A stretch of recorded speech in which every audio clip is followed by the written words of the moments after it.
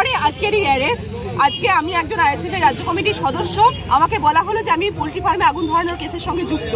আজকে এই বসিরহাট যে আদালত, সেইখানে বিচারপতির সামনে আমাদের যারা আইনজীবীরা ছিলেন তারা এই প্রশ্ন যথার্থভাবেই তুলেছেন যে আমি জুবি সাহা, আমি মেদিনীপুর জেলার বাসিন্দা, 144 ধারা থাকা সত্ত্বেও আমি কি করে সন্দেশখালীতে প্রবেশ করব, এবং সন্দেশখালীতে কিসের ভিত্তিতে আপনারা আমাকে অ্যারেস্ট করলেন? তার কোনো যথার্থ উত্তর পুলিশ দিতে পারেনি। এবং এটা প্রমাণিত হয়েছে যে পুলিশ সম্পূর্ণ রাজনৈতিক উদ্দেশ্য প্রণোদিত কারণে আমার বিরুদ্ধে এই চার্জটা তারা এনেছিল, এবং কোনো একটা চার্জও তারা দাঁড়ায়নি। তাই আজকে জামিনে আমি মুক্ত।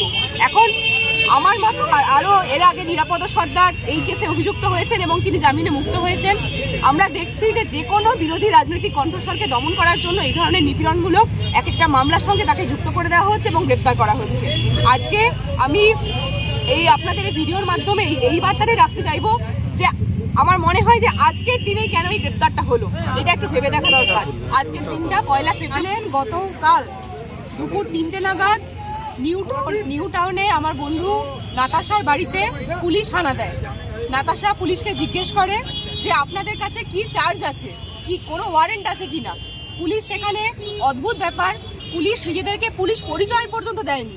পুলিশ নাতাশার বাড়িতে এসে প্রথম জানায় যে তারা মিউনিসিপ্যালিটির একটা সার্ভে করতে এসেছে। নাতাশার সন্দেহ হয়, আই কার্ড দেখতে চায়, তখন তারা বলে যে আমরা পুলিশ। ও জিজ্ঞেস করে যে আপনারা কোথাকার পুলিশ, তখন পুলিশ জানায় যে তারা ব্যারাকপুর কমিশনারেট থেকে আসছেন, এবং জোর করে দরজা ধাক্কা দিয়ে ঘরে ঢোকার চেষ্টা করে। তখন নাতাশা সেইখানে আটকায় এবং চ্যালেঞ্জ করে যে আপনারা কোনো সার্চ ওয়ারেন্ট ছাড়া কারোর বাড়িতে প্রবেশ করতে পারেন না, আপনারা কোনো অ্যারেস্ট ওয়ারেন্ট ছাড়া কাউকে অ্যারেস্ট করতে পারেন না। সেইখানে পুলিশ জোর করে বলতে থাকে যে এই বাড়িতে দুজন সন্ত্রাসবাদী আছে, আমাদের কাছে দুজন সন্দেহভাজন ব্যক্তি আছে, তারা আর কেউ নন, তারা আমাদের আইএসএফ এর রাজ্য কমিটির সদস্য, একজন আমি এবং আরেকজন শাওন দাস। এই দুজনের নাম করে বলতে থাকে যে আপনার বাড়িতে তারা আছে, তাদেরকে বার করে দিন। তখন নাতাশা বলে যে না, কোনোভাবেই না, আপনারা প্রমাণ দেখান, আপনাদের কাছে কি ওয়ারেন্ট আছে যে আপনারা আমার বাড়িতে ঢোকার চেষ্টা করছেন। তখন পুলিশ ফেরত চলে যায় এবং পুলিশ এটা অন্যায়ভাবে করে। নিউ টাউনের ওই যে ফ্ল্যাটের মধ্যে 32টি পরিবার বসবাস করে, সেই ফ্ল্যাটের মেন যে এন্ট্রান্স গেট, সেই এন্ট্রান্স গেট পুলিশ লক করে দেয়। সাধারণ যারা ওই ফ্ল্যাটের যারা বাসিন্দা, তাদের যাতায়াতের রাস্তা তারা বন্ধ করে দেয়। তারপরে সেই বাসিন্দারা চাপ দেন, তারা বলেন যে আপনারা অন্যায়ভাবে একটা ফ্ল্যাটের দরজা এইভাবে আটকে দিতে পারেন না, আপনাদের কাছে যদি কোনো ওয়ারেন্ট থাকে আপনারা দয়া করে ওয়ারেন্ট নিয়ে আসুন, কি অভিযোগ আছে তারপরে আপনারা অ্যারেস্ট করুন। এরপর পুলিশের ওয়ারেন্ট জোগাড় করতে করতে গতকাল বিকেল 3টে থেকে আজকে সকাল 6:30 বেজে যায়।